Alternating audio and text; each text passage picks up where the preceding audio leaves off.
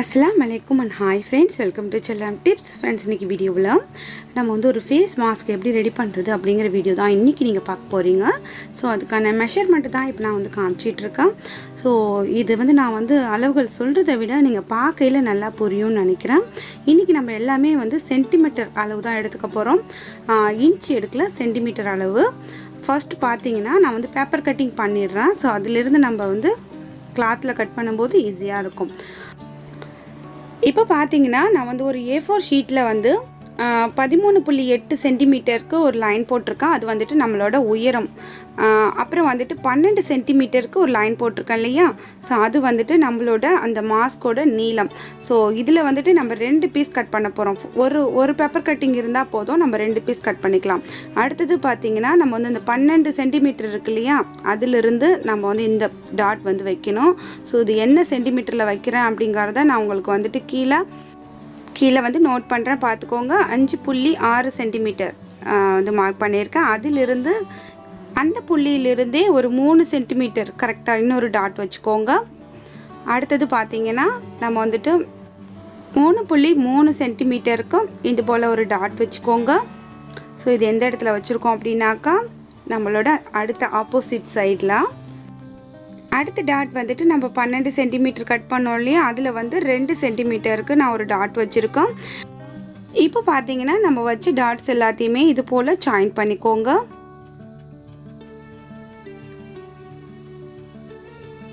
லைன்ஸை கரெக்டாக போட்டுக்கோங்க. அடுத்தது நம்ம என்ன பண்ண போகிறோம் அப்படின்னாக்கா இங்கே இந்த கார்னர்லேருந்து கரெக்டாக அந்த மூலையிலிருந்து 6.4 சென்டிமீட்டருக்கு ஒரு டாட் வச்சுக்கோங்க.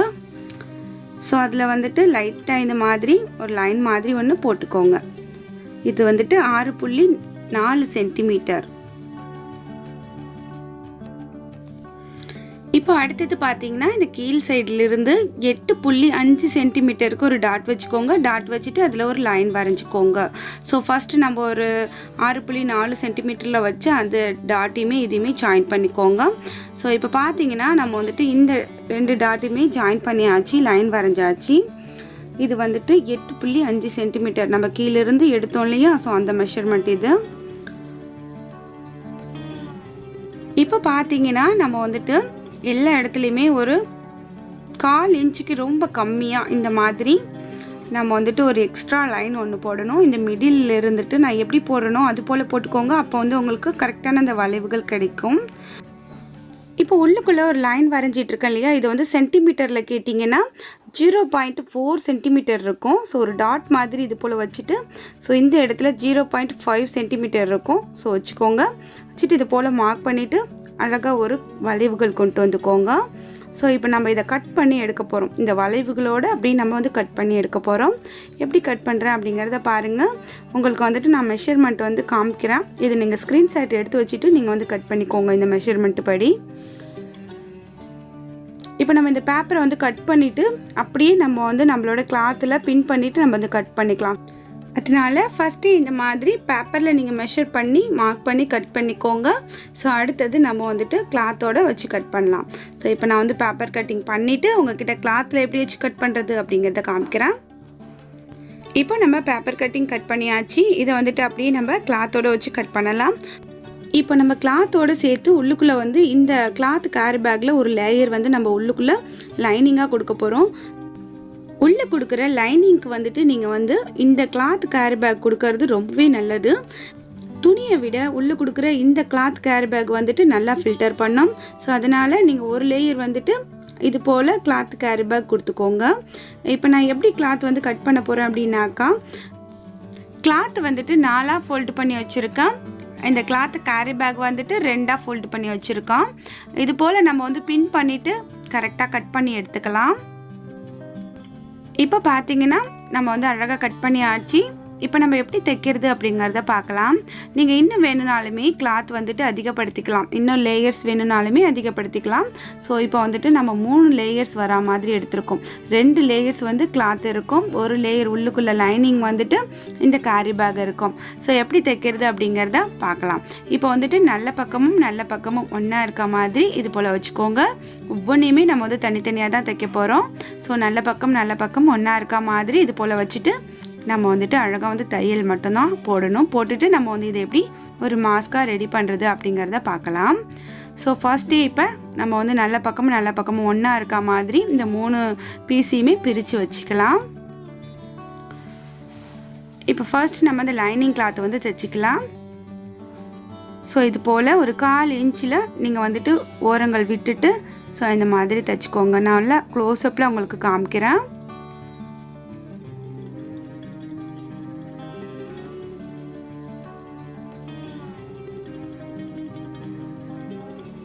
இது போலவே மற்ற கிளாத்துமே தைச்சிக்கோங்க.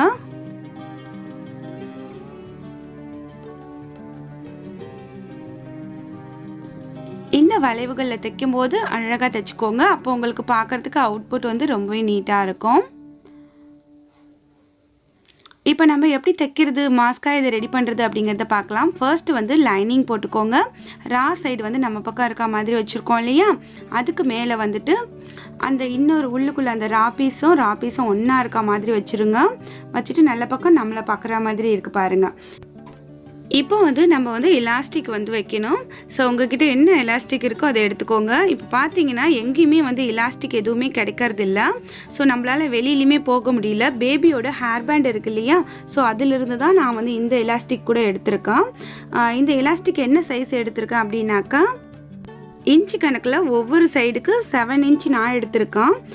உங்களுக்கு வேணால் இன்னும் கொஞ்சம் நல்லா வந்து டைட்டான எலாஸ்டிக்காக இருந்துச்சுன்னா நீங்கள் வந்து 8 இன்ச்சு கூட எடுத்துக்கலாம். இது கொஞ்சம் லூஸான எலாஸ்டிக்காக இருக்கிறதுனால நான் வந்து 7 இன்ச்சு எடுத்திருக்கேன்.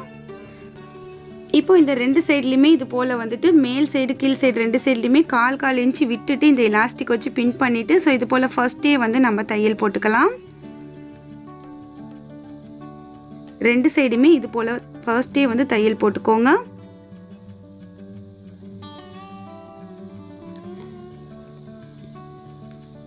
இப்போ நீங்கள் குழந்தைங்களுக்கு வைக்க போகிறீங்க அப்படின்னாக்கா ஸோ இன்னும் கொஞ்சம் எலாஸ்டிக்கோட சைஸ் வந்து கம்மி பண்ணிக்கோங்க.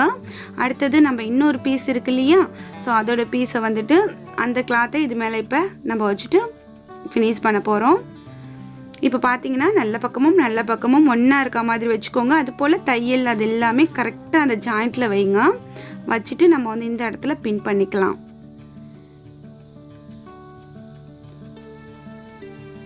இது போலவே இந்த எட்ஜ்லேயுமே வந்துட்டு பின் பண்ணிக்கோங்க. கரெக்டாக தையல் எல்லாமே கரெக்டாக இருக்க மாதிரி வச்சுட்டு பின் பண்ணிக்கோங்க.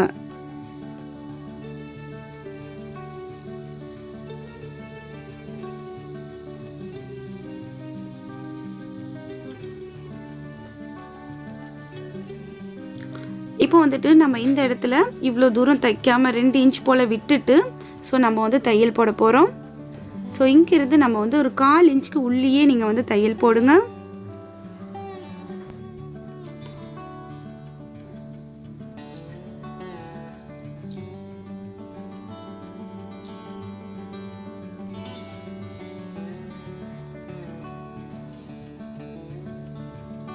இப்போ பார்த்தீங்கன்னா நம்ம வந்து தைச்சி முடிச்சாச்சு. கொஞ்சமாக வந்து கேப் விட்டுருக்கோம் ஸோ பரட்டுறதுக்காக.